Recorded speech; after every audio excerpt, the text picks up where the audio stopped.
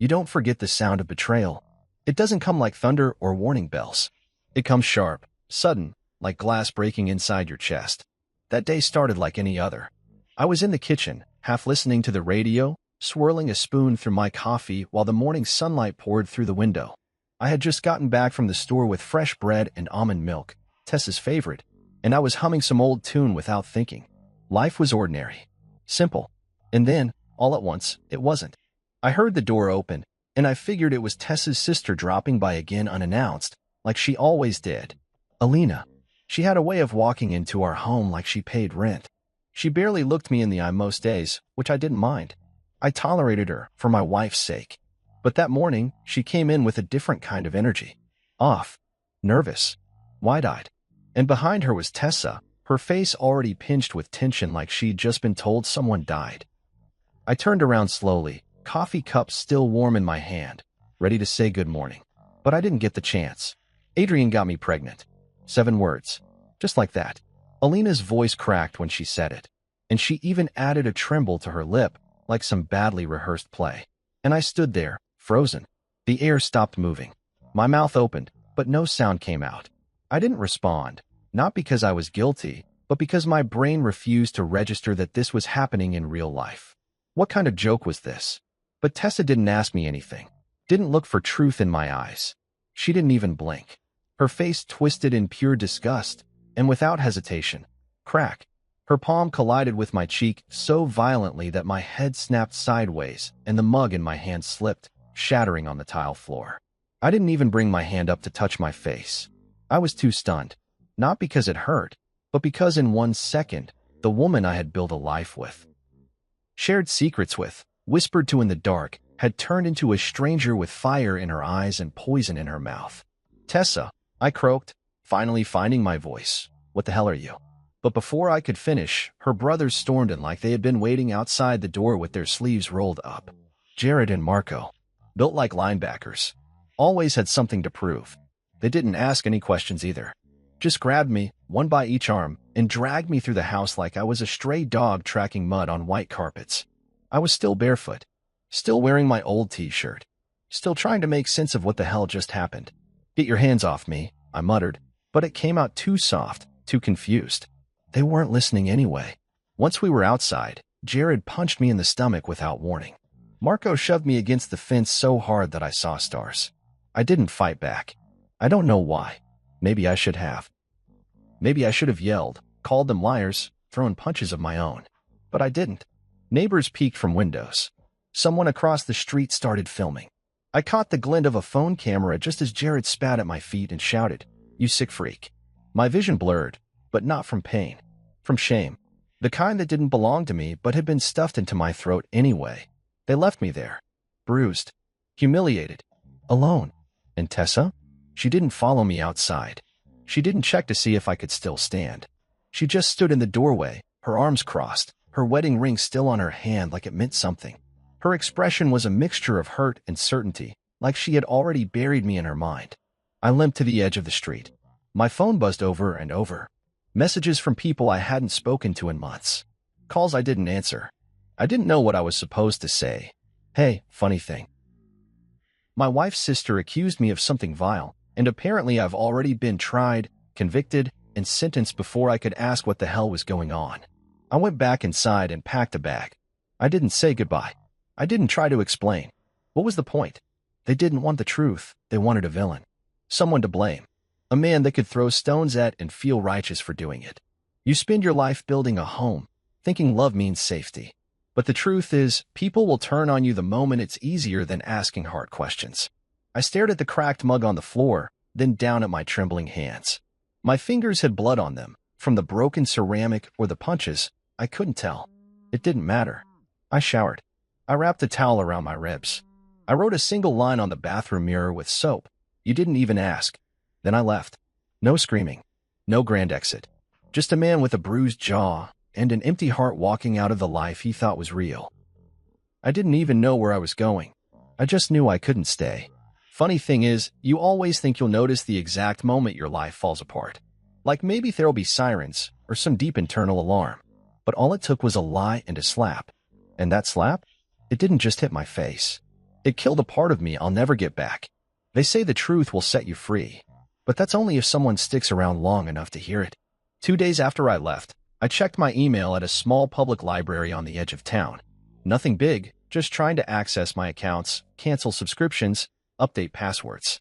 But then I saw the subject line, Notice of Administrative Leave. It was from my company. I sat there in that stiff wooden chair with my hoodie pulled low and read the message 3 times. The words didn't change. Given the serious allegations circulating online, the board has decided it is in the company's best interest to initiate a separation process pending a formal investigation. What allegations? I hadn't posted anything. I hadn't spoken to a soul except for the gas station clerk and a motel owner who only cared if my card swiped. But the gossip had grown legs. I logged on to social media, something I rarely used, and there it was. A thread. No names, but enough breadcrumbs for anyone who knew us. Married man. Sister-in-law. Scandal. Pregnancy. Betrayal. Justice. Posts littered with vague accusations, quotes taken out of context, and of course, people offering opinions like they were eyewitnesses. Men like this are everywhere. He deserves to rot. Why aren't more women believed? Trash. Just trash. It was like watching my own funeral, one held on the internet, where the crowd throws stones instead of flowers. By the 3rd day, my landlord texted, "Hey, man. Sorry. Just business. But the other tenants are concerned. I'll need you to vacate by the end of the week." I stared at my phone for a long time before typing out, "No problem. I'll be gone today." And I was. I didn't argue. Didn't beg. Didn't ask for time to explain. Because I understood something now. When you're accused of something, especially as a man, especially something vile, the truth doesn't matter, not right away. People choose a side, and most of them pick the one that lets them feel good about themselves. You'd be amazed at how fast a person becomes invisible. There was a bakery down the street I used to visit every morning. The owner, a sweet older lady named Mrs. Ingram, used to hand me my coffee with a smile and say, "Back at it again, huh?" I walked in one morning like always, only to see her freeze mid-pour. She looked at me, then down at the counter, then muttered, "We're closed today." There were 3 people sitting behind me. A woman at the corner table whispered, "That's him." I walked out without saying a word. By day 5, my phone was practically useless. Tessa had blocked me. So had her mother, Eloise, and all the friends we used to invite over for wine nights and birthdays. Even people I barely knew, friends of friends, suddenly vanished from my contacts. It was like they were afraid the rumor might rub off on them just by association.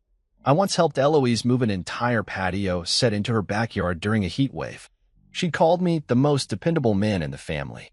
Now she was on Facebook, commenting under a post about betrayal by blood, saying, "Some men are wolves in family clothing." Wolves. I wasn't even human anymore. I had kept my mouth shut after the slap, after the beating, after the shame. But reading that? It broke something small and final inside me. I wanted to scream, to fight back, to post screenshots, texts, voicemails, anything to defend myself. But I didn't have anything. Because there was nothing to prove. No secret meetings. No flotation. No evidence. Because the thing they accused me of never happened. But proof wasn't necessary. Not when the lie was more exciting. A friend from college called me that evening. He was one of the few who hadn't ghosted me yet. "Hey man," he said, cautiously. "Look, I don't want to pry, but did you really?" I hung up before he finished. Because if someone who had known me for 10 years had to ask, then I didn't want to talk to him again. I checked into a cheap motel near the edge of the city and stared at the stained ceiling for hours, my mind spinning like a broken fan. How could a single sentence ruin a man's whole life? I thought about the moments I had given so freely, showing up early to family events, building furniture for Tessa's cousin when he moved, helping Alina install a bookshelf once while she scrolled on her phone and told me I missed a screw. Now I was a ghost in everyone's memory. A nightmare version of myself they could hate and forget without guilt. There was no court date, no trial, no report, just a story. And once it took root, it didn't need sunlight, just whispers. It wasn't about justice. It was about judgment, about moral performance, about looking like you believed women more than actually doing the work to find out what was true. And Alina, she played her part well. I heard from a friend of a friend that she was receiving sympathy gifts, people checking in, calling her brave. Her social media bio even said "Survivor Broken Heart." I wanted to throw up. Tessa didn't even text me. Not once. I checked my bank account and realized I couldn't afford to stay where I was much longer. My severance from the company was frozen, and there were whispers about possible legal action. For what? I didn't even know. And that's when the fear finally hit me. Not the fear of being hated, but the fear of being forgotten, of being no one, a name that meant nothing but shame. I looked in the mirror that night and barely recognized the man staring back. My beard had grown patchy. My eyes were dull. I looked guilty, and that terrified me. Because if I looked like that to myself, what did I look like to the world? You think rock bottom comes all at once. It doesn't. It comes slowly, layer by layer, until you realize no one is coming to save you. And if you want to survive, you'll have to become someone else entirely. I packed a small bag, sold the rest, and I bought a one-way ticket.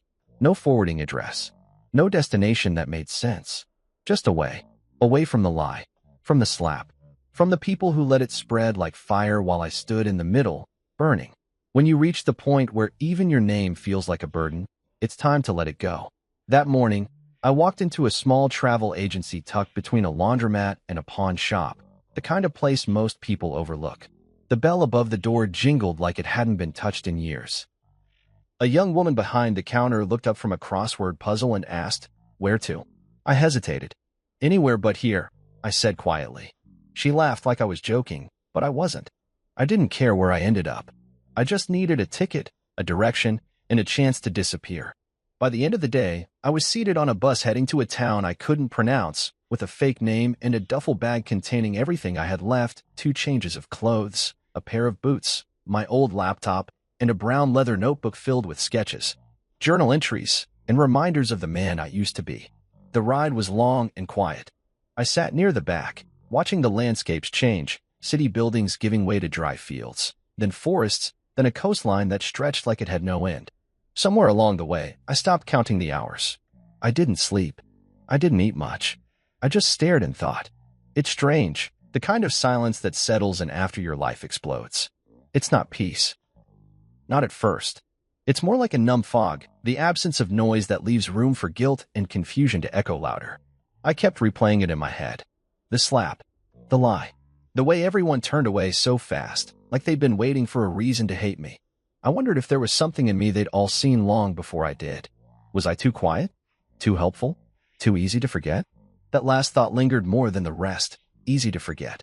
By the time I reached my destination, the fog outside had thickened, and the bus was one of only 2 vehicles on a narrow coastal road.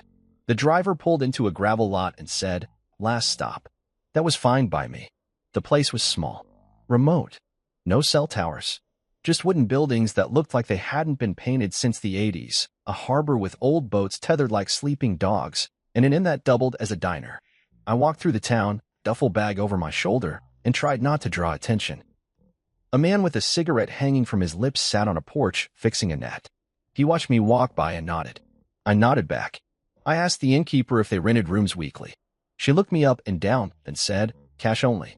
I paid her for the first 2 weeks and asked if she knew anyone looking for help. "Depends what kind of help," she said. "Anything that keeps me moving," I replied. She pointed across the harbor.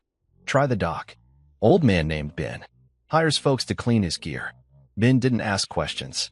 Just handed me gloves and pointed to a stack of fishing nets that smelled like rot and salt. I got to work, and for the first time in weeks, nobody whispered, nobody stared, nobody judged. I was just a man with gloves and a task. I worked until my back screamed and my hands went raw. Then I walked back to my room, collapsed on the thin mattress, and stared at the ceiling until sleep dragged me under. That was my new routine. Wake, work, Washington sleep. No internet, no headlines. No updates, just fog, salt, sweat, and silence. And for a while, that was enough. I didn't tell anyone my real name. I went by Miles. It felt cleaner, simpler, detached. I didn't bring up my past, and no one asked. Some nights, I'd walk the shoreline, breathing in the cold air and letting the wind numb my face. Other nights, I wrote in my notebook. Not full entries, just fragments. A thought, a sentence. A single word sometimes. I didn't want to remember. I wanted to rebuild. In town, people started recognizing me, not in the way they used to. No pity, no whispers. Just simple greetings. "Morning, Miles. You working the West Dock today? You take coffee with sugar or cream?" They didn't want my story. just my presence. And that was new. The more I kept to myself, the more space I found in my own head. I started running every morning. First a few minutes, then half an hour, then 5 miles at a time. The pain felt good. It made sense. My lungs burned, my legs shook, but it was a pain I chose. A struggle with purpose. After a few months, I started fixing broken things around town, gutters, sheds, boats. A woman named June asked if I could help her update her business website. I told her I wasn't much of a tech guy, but she insisted. I borrowed a laptop from the library, watched tutorials, read forums, and figured it out. Then another shopkeeper asked for help. Then another. I didn't realize it then, but something had shifted. I was still invisible, but this time by choice. I was no longer Adrian, the accused. I was Miles, the man with tools and time and no past to drag behind him. One night, I stood on the dock after work, watching the boat sway under a deep blue sky. The stars were just beginning to peek out, and the water reflected them like a secret mirror. I thought about Tessa, about her face when she believed the worst of me without hesitation. I wondered if she missed me, if she regretted it. But then I pushed the thought away, because it didn't matter anymore. What mattered was this moment, this stillness, this new version of me slowly being built from the wreckage of who I used to be. No headlines, no group chats, no slaps, no screams, just fog, salt, silence, and the slow, deliberate process of becoming someone no one could erase. The name Miles wasn't just a disguise anymore. It became something else entirely. Not a cover, but a beginning. I didn't choose it for any deep reason at first. It was just the name printed on the back of an old work shirt I found in a donation bin by the pier. Faded letters. Blue cotton. Someone had stitched it there long before me, and when the townspeople started calling me by it, I never corrected them. Funny how identity can grow out of scraps. By the end of my first year in that fog-wrapped harbor town, I wasn't just surviving. I was slowly, carefully living again. Ben, the grumpy old fisherman who first gave me work, had a stroke that winter. His daughter, Clara, came back to help him recover. She was tough, practical, and didn't smile much, which suited me fine. One evening, as we closed the nest shed, she said, "You're good with numbers, right?" I shrugged. "Decent." She tossed a salt-stained notebook onto the table. "Try making sense of that." Ben's inventory was a mess, half handwritten, half remembered. I stayed up that night reworking his books, organizing receipts, and sorting out which of the fishing permits had expired. The next morning, I handed Clara a neat spreadsheet and a simple digital ledger. Her eyes widened. "You did this in one night?" I nodded. She stared at the screen. "You ever thought of doing more than just scrubbing nets?" The truth was I had. Quietly. Secretly. In the shadows of the nights I didn't sleep. Coding had always been an interest of mine, but I never needed to rely on it back then. In my past life, I'd been too busy being the dependable husband, the son-in-law who fixed gutters, the employee who kept things running but never raised his hand. But here, I had time. Time to build something that was mine. That night, I registered a domain, amreefsketch.com. Not my real name, not entirely. Just enough to honor the initials I left behind and the man I was trying to become. I started small, building websites for local businesses. The flower shop, a cafe, a boat rental company. Clients didn't see my face. They didn't ask questions. They just liked the results. As money trickled in, I rented a small workshop near the edge of town, one with old floorboards and dusty windows. I bought a second-hand computer, a folding desk, a kettle, and a fan heater. It wasn't fancy, but it was mine. Every screw I turned into the wall reminded me I was still here, still capable, still building. Somehow, without planning to, I became the unofficial tech guy for the whole coastal strip. Word spread. A man from 2 towns over showed up one day needing help launching an online store for his handmade furniture. A retired teacher wanted to start a blog. A young mother wanted to build a recipe site. I never said no. I charged fair, not cheap. People paid on time. They brought me coffee, bread, stories, and they never asked, "Where are you from?" I didn't know if they were being polite or if they'd simply accepted that I was one of them now. The business grew quietly. I created a separate. I even sponsored a small local race and printed AM Reeves Tech on the back of the participants' bibs. One day, I found myself standing at the front of a town council meeting, showing them a new digital system I built to help track public repairs. Me, Adrian Miles, formerly erased, now being applauded in a room full of strangers who knew nothing of the scandal that once buried me alive. I left that meeting and walked to the edge of the harbor just as the sun dipped behind the cliffs. The water glowed like melted gold. I took off my shoes and stood in the sand, letting the tide touch my toes. And I cried, not out of sadness, out of disbelief. Because I had done what I thought was impossible, I built a version of myself no one could accuse, twist, or destroy. A man with no past, just a present he was finally allowed to own. But with every step forward came a whisper of the past. Sometimes I dream of that day.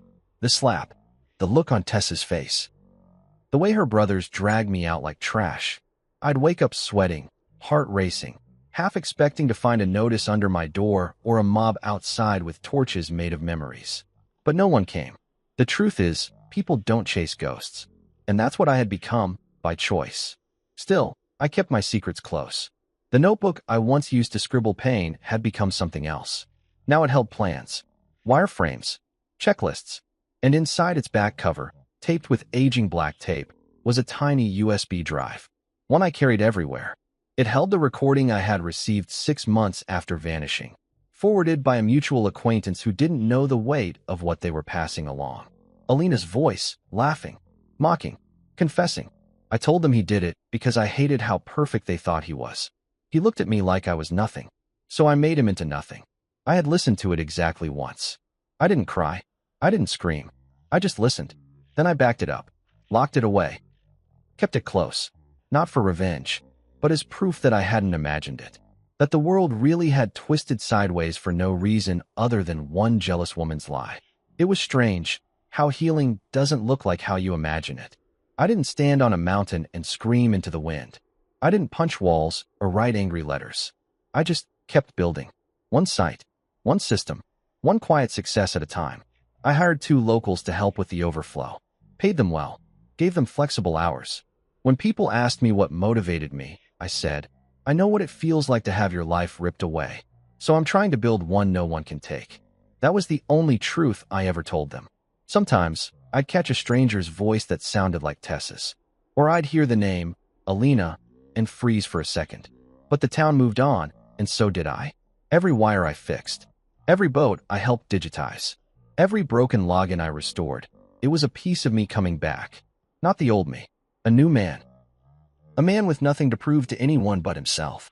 A man named Miles. And this time, the only thing I answered to was my own reflection. I remember the sound before anything else. It wasn't a regular knock. It was frantic, desperate, like someone slamming their fists against a wall after realizing the door might be the only way out of drowning. My hands froze on the keyboard. I was mid-email to a client in Zurich, negotiating final terms on a long-term systems upgrade. The cursor blinked, waiting on my thoughts, but I had already stood up. I glanced out the window. Rain came down in sheets. Thick, wild, slashing sideways in the kind of storm that turned streets into rivers. Wind howled like it was mourning something. Thunder cracked overhead as I stepped cautiously toward the front door. 3 more bangs. A voice, muffled, but familiar. My hand paused on the doorknob. And then I heard it. The name I hadn't heard in over 3 years. Adrian, please. The voice broke on the second syllable, a soft crumble under pressure. It didn't sound like it used to. It was tired, raw, but still, unmistakably hers. Tessa. I opened the door slowly, not because I was unsure, but because I didn't know what would be standing on the other side. I'd imagined this moment, truth be told. Not often, but enough to recognize how much of my healing still hinged on the ghost of her walking through my past. She stood there soaked through, hair plastered to her face, eyes wide with something between guilt and grief. Her arms were wrapped around herself like she was holding herself together from the inside out. Please, I know you're in there, she whispered, voice trembling. I didn't answer. I didn't move. We just stood there, staring at each other while the storm raged around us. I thought about how small she looked. How once I would have rushed to pull her inside, dry her hair, wrap her in a blanket. But that man, the one who used to protect her from everything, he wasn't home. She reached out, touched the doorframe like it might anchor her. I've been looking for you, she said. For years. I raised an eyebrow, not because I was surprised, but because I didn't trust anything that started with that sentence. I stepped aside. She hesitated, then walked in like someone returning to a house that once held their name but no longer remembered their scent. The room was warm, clean, minimal. I lived simple now.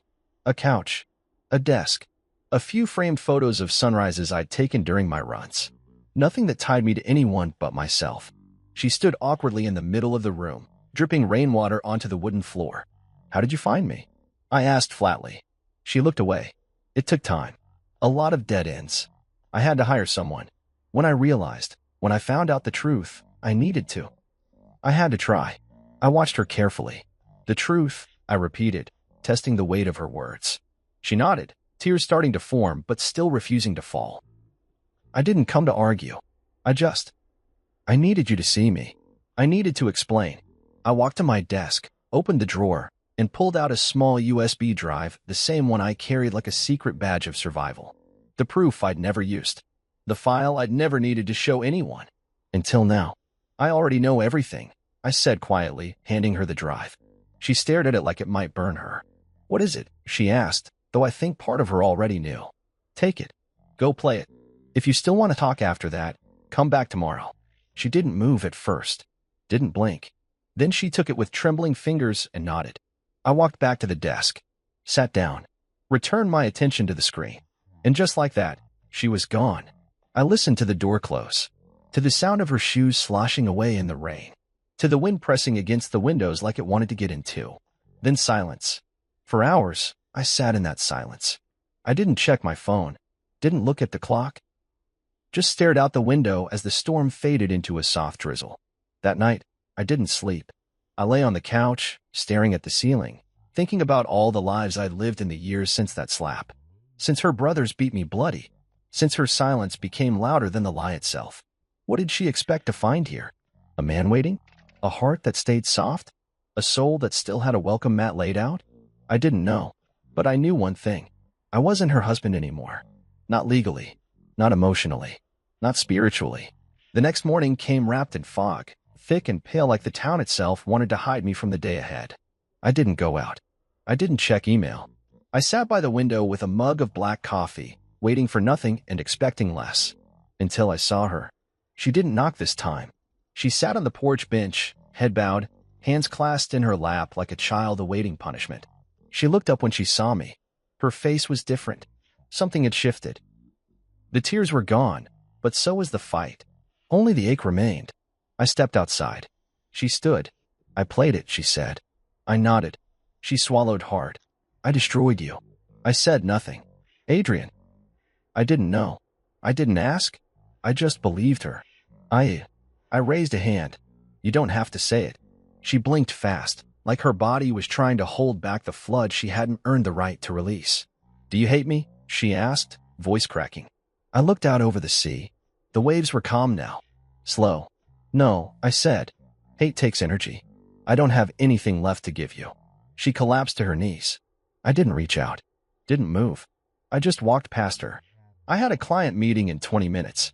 One of the biggest contracts I'd ever landed. Because life had moved on. And so had I. She came back again the next day. This time, she didn't knock. She just stood across the road, watching the front of my workshop as if trying to gather the courage to step inside. I saw her through the blinds while I was updating a cybersecurity patch for a client's database. I kept typing, kept working, because her presence didn't unnerve me anymore. It didn't stir anything, not rage, not longing, just curiosity, like watching a storm pass over a mountain you've already climbed. When she finally stepped in, the bell above the door chimed softly. "You're busy," she said. "I'm always busy," I replied, not looking up. She stepped further in and closed the door behind her. The air smelled like ocean mist and rain-soaked fabric. She still wore the same coat from the day before, and her voice was smaller somehow, like the years away had drained her confidence along with the color from her cheeks. "I didn't sleep," she said quietly. I gave her nothing in return. No words. No sympathy. Just the sound of fingers on keys and the subtle hum of the office heater. She walked to the edge of my desk and waited until I looked up. "I need to say something," she said. I leaned back and gave her a single nod. "I didn't know she recorded it," she whispered, more to herself than to me. "Alina, I never thought she'd admit it." "But she did," I said. "Yes," Tessa answered, the word catching in her throat. "I knew 2 years ago," I told her calmly. that made her blink. What? I knew. 2 years ago. About the lie. About the recording. About everything. She stumbled a step back like I'd slapped her with the very silence she once weaponized against me. But you never said anything. No, I said. I didn't. Why? She asked, genuinely stunned. Because the truth wouldn't have changed what you did, I replied. It wouldn't undo the slap. It wouldn't erase your brothers dragging me across the lawn like a criminal. It wouldn't fix the weeks I spent hiding from a world that spat on me over something I didn't do. So I stayed quiet. I wanted to see what mattered more to you, my silence or your guilt.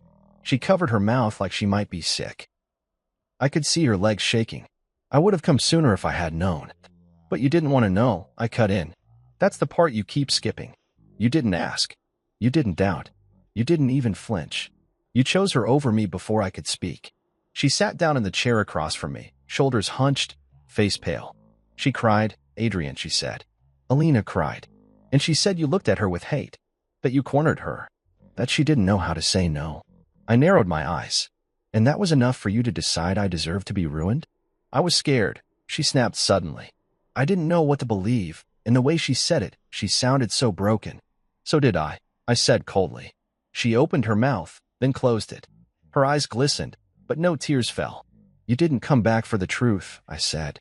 You came back because you lost everything else. She flinched at that. It landed. I leaned forward, my voice even. I know about your divorce. I know your family turned on you. I know your mother called it an old scandal and told you to get over it. I know Jared got exposed for that thing at the school and Marco's business folded. I know because I stayed quiet. And while I stayed quiet, the truth had time to grow legs of its own. Her mouth trembled, but she said nothing. You didn't come back because of regret, I continued. You came back because you needed something to feel clean again. No, she said quietly. That's not true. It is, I said. And that's okay. I'm not mad about it. I'm just not giving you what you came here for. She looked confused. What do you think I came here for? Redemption, I said. Closure. Maybe even forgiveness. I paused, let the silence thicken between us. But what you don't realize is, I forgave you a long time ago. Not for your sake. For mine. I had to. Otherwise, I wouldn't have survived. But forgiveness doesn't mean reunion. It doesn't mean welcome. It just means I stopped carrying your actions like they were mine. Tessa's shoulders shook as she covered her face with her hands. For a moment, she just sat there and let herself break in front of me. No mascara, no crowd, no performance. Just a woman buried under the rubble of her own decisions. When she finally looked at me again, her voice was softer than I'd ever heard it. Do you think we could ever fix this? I tilted my head, not angry, just honest. No, I said. She nodded slowly. I understand, she whispered. I deserve that. No one deserves to be lied about like I was, I said. But people make mistakes. The problem is, you made yours and let me pay for it alone. We sat there for another minute. No more words, just breath and space and all the invisible things that had lived between us for too long. She finally stood, straightened her coat. I'll go now, she said. I nodded. Take care of yourself. She opened the door and looked back one last time. I hope you find happiness, she said. I already have, I replied. And I meant it. She left. No begging. No more promises. No more twisted stories. Just the truth. And silence. And the man who had survived both. I don't know how long she stood there on my porch the next day, but when I finally stepped outside, she was already sitting on the bench, back straight, hands clenched in her lap, like a child waiting for judgment.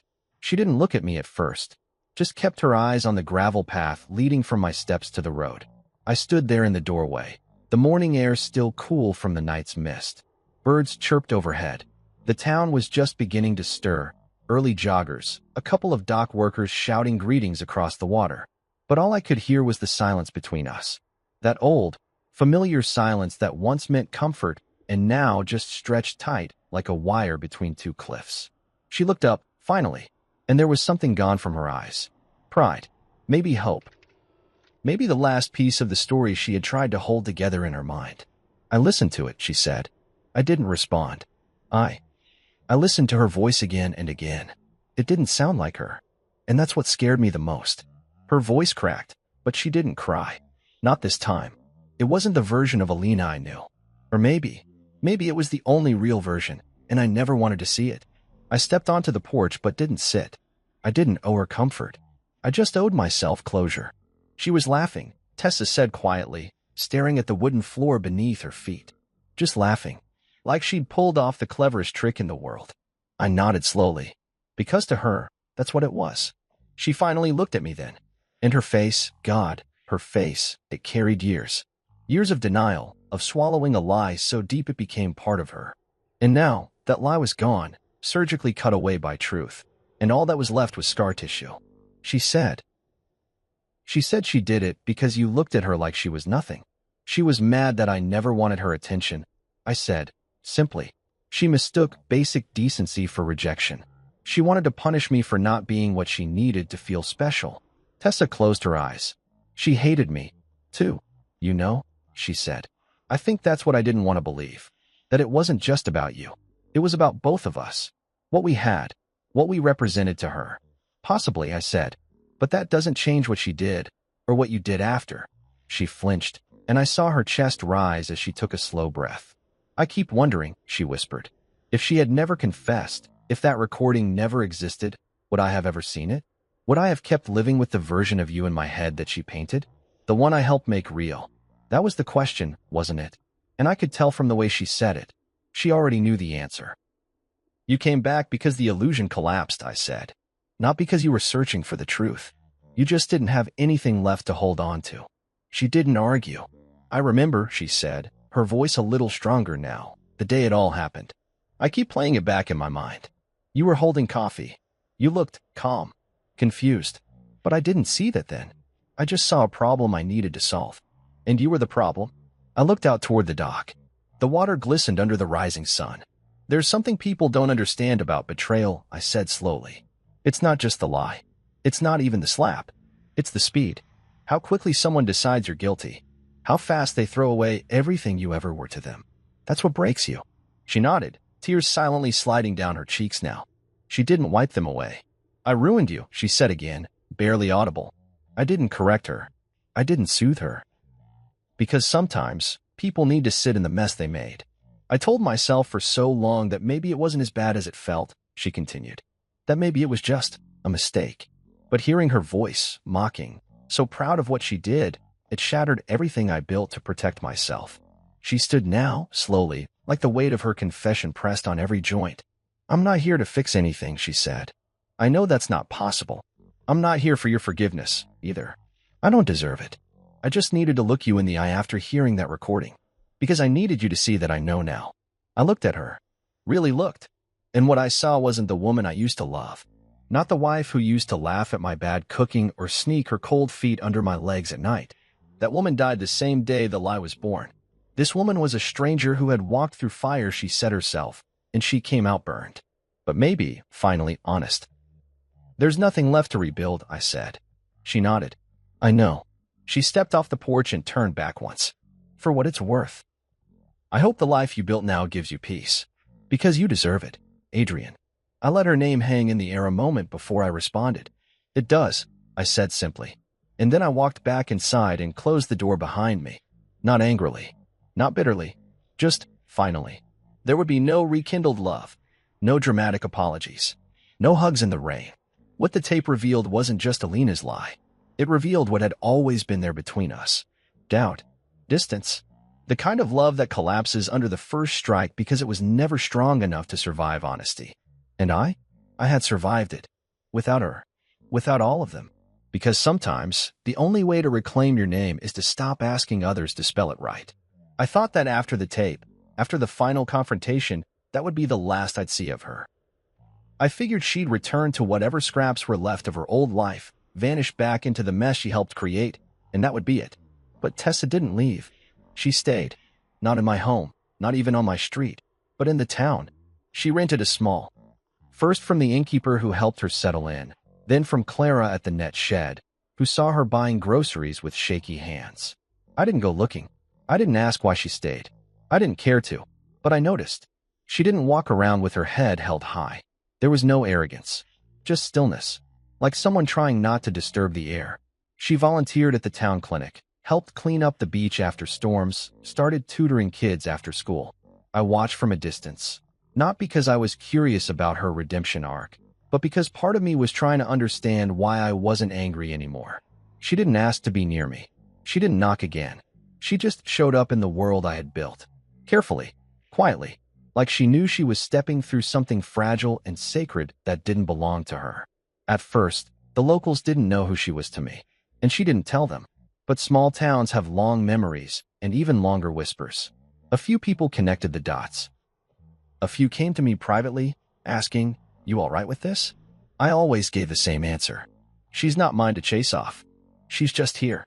They nodded. And that was that. One afternoon, I saw her at the farmer's market. She was holding a bag of apples, laughing softly with one of the older women who sold honey.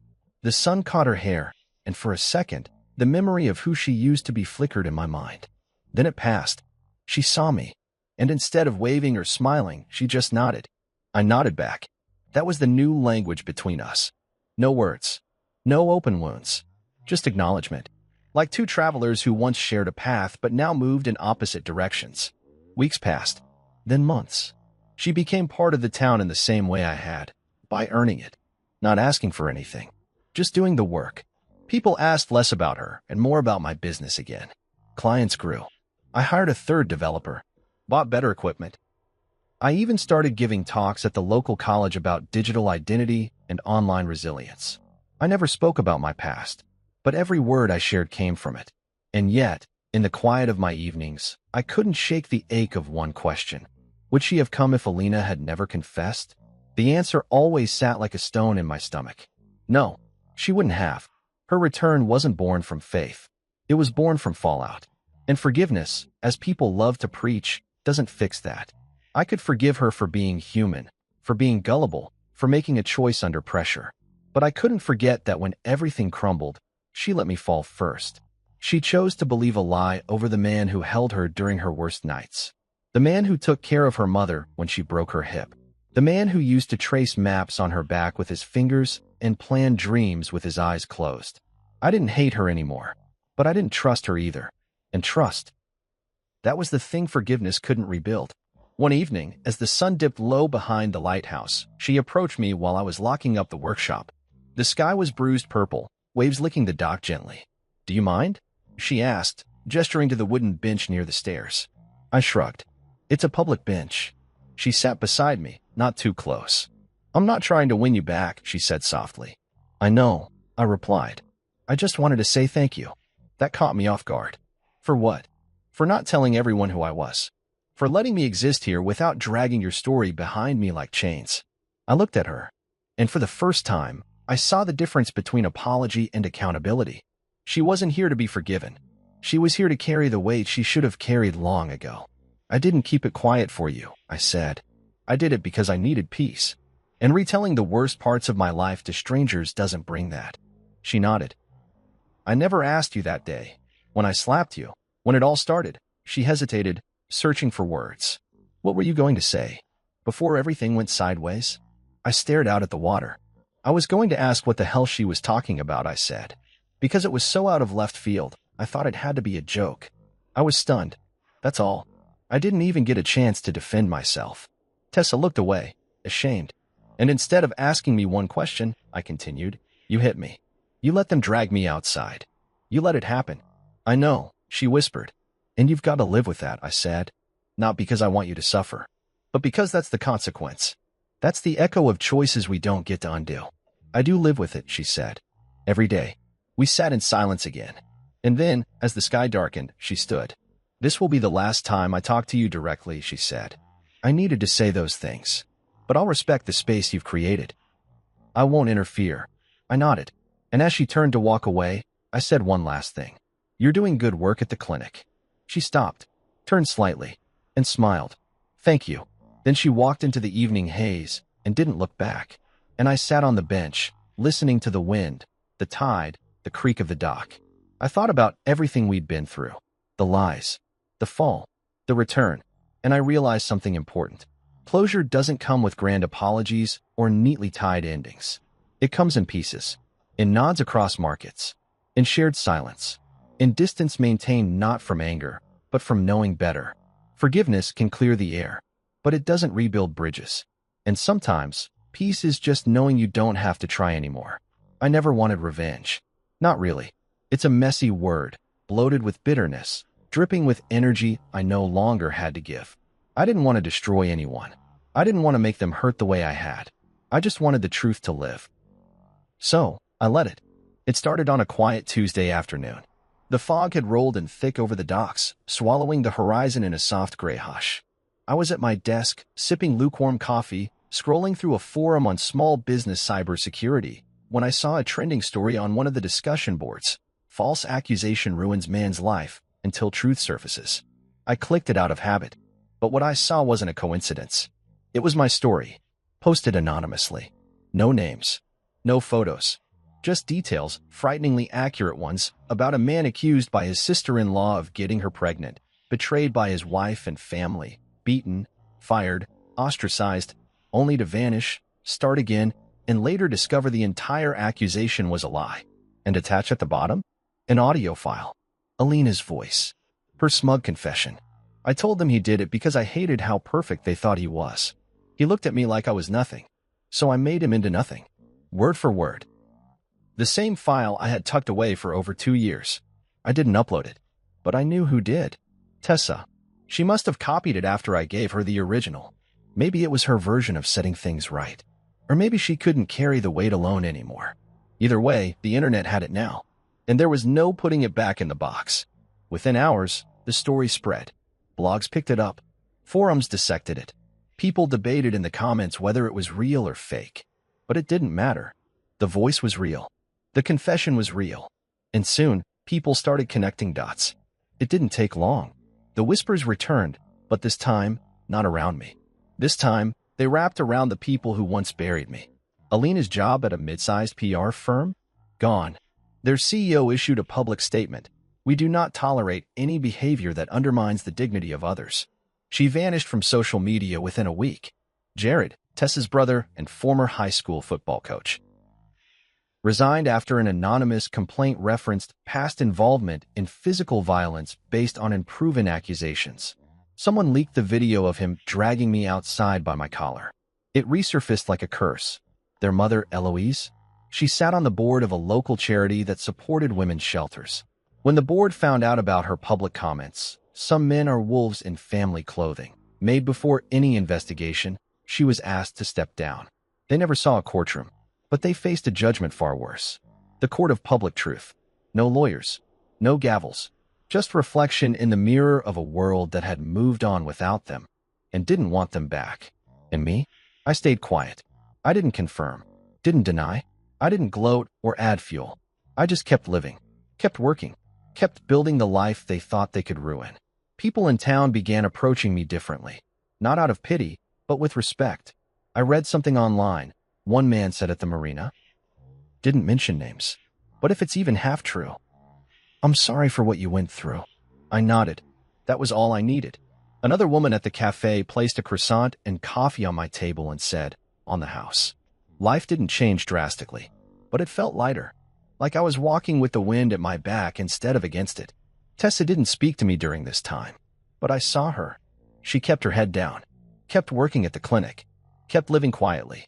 I could only imagine what it felt like for her to watch her family unravel under the weight of the truth they once ignored. She had set the fire, but she hadn't walked away. She stood in the ashes, let the smoke sting her eyes, and didn't ask for sympathy. In some small, silent way, I respected that. One morning, I received a letter in the mail. No return address. No handwriting. Just typed words on clean white paper. You didn't have to do it that way, but you did. You let the truth breathe instead of turning it into a weapon. I don't deserve your kindness, but thank you for not destroying us when you had every right to. I see that now. T. I folded the paper and placed it in a drawer with the others.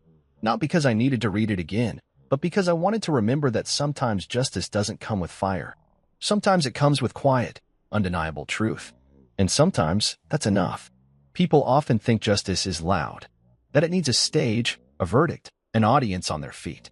But what I learned in those weeks was this: justice can be a whisper, a post online, a recording set free, a simple nod from someone who once doubted you. Justice doesn't always punish. Sometimes it just reveals. And once revealed, people can no longer look away. They have to live with what they see. That's what happened to Alina, to Eloise, to Jared. They weren't jailed. They weren't fined. But the world saw them. The truth saw them. And more importantly, they saw themselves. One evening, just before closing time, a teenager walked into my workshop. Looked about 17. Nervous. Shifting on his feet. "You the guy who built the Truth blog?" he asked. I frowned. "What?" he stammered. "That story online. About the lie. And how the guy disappeared but came back stronger. That's you, right?" I didn't answer. But I didn't need to. He nodded slowly. "I just wanted to say, that story helped me. A lot. I almost gave up on myself this year. People thought I did something I didn't do. I started to believe it too." He pulled something from his backpack, a sketch pad. "My teacher told me to draw something that made me feel strong again. I drew this." He showed me a page. A faceless man standing in a storm, lightning behind him, feet planted firm. The caption read, "Truth doesn't flinch." I stared at it for a long time. Then I stood, shook his hand, and said, "You hold on to that strength. Don't let them rewrite you." He left with a smile. And I sat down behind my desk, a strange calm washing over me. It hit me then.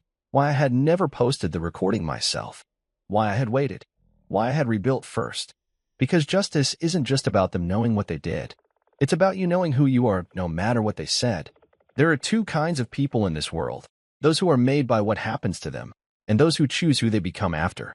I used to think I was the first. Back then, I moved through life trying to be good, reliable, useful. I thought that if I loved hard enough, gave enough, forgave fast enough, the people around me would see me. They'd stand by me. But when the storm came, they didn't hold on. They let go. And I fell. But the thing about falling is, sometimes you land on something solid. Yourself. These days, I still wake early. Not because I'm haunted anymore, but because I like the quiet before the town stirs. I brew my coffee slowly. Watch the morning fog roll over the harbor. I don't check my phone right away. I don't scroll through headlines or chase news. I sit, breathe, and remind myself that peace doesn't come in breaking headlines. It comes in the absence of needing to be seen. I walk into town most mornings. Not because I have to, but because I can. People greet me now. The kind of greetings that come without caution, without judgment. It took years, but I earned that.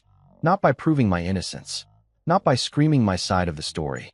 But by living in a way that made the lie irrelevant. I pass the clinic sometimes, and I see Tessa through the glass. She's usually bent over a clipboard or tending to one of the kids from town. Sometimes our eyes meet. And when they do, we both nod. No more. No less. She kept her promise. She never crossed the line again. Never came to speak. Never tried to make it something it wasn't. And I respected her more for that than any apology she could have given. I know her family's scattered now. Alina moved to another city, changed her name online, tried to reinvent herself. But you can't outrun your reflection. Not forever. Jared teaches part-time somewhere, last I heard. Eloise spends most of her days traveling, maybe to find places where no one recognizes her face. And me? I stayed. I built. I own 3 buildings in town now.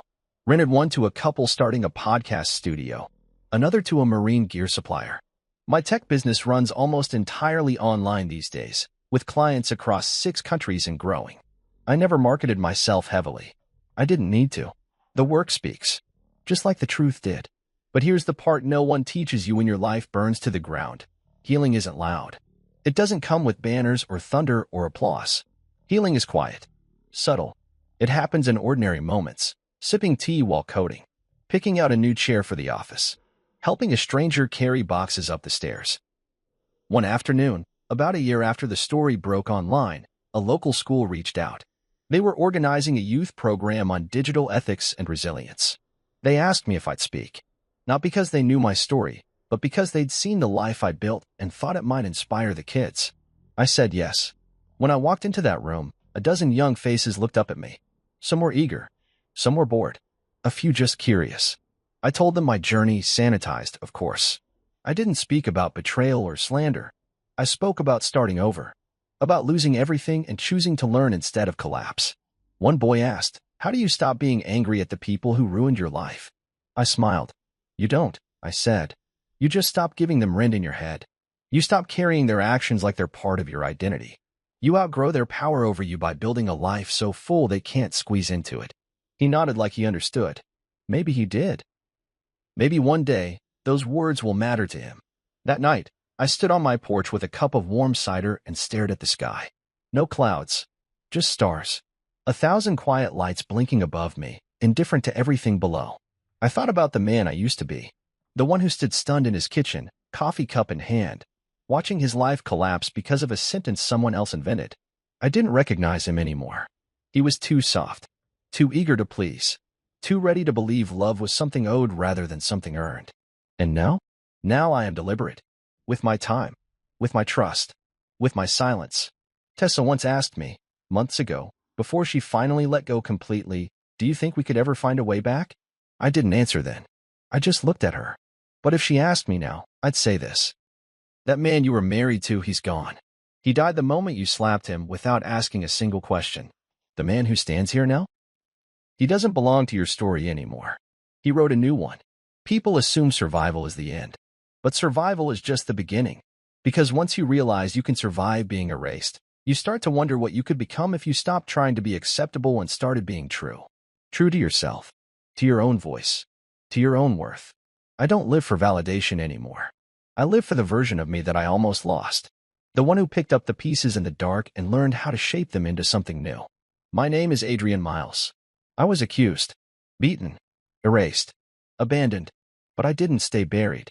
I came back, not to prove a point, not to seek revenge, but to choose who I wanted to be without anyone else's permission. And this time, the only name I answered to is mine. Fully, proudly, without apology.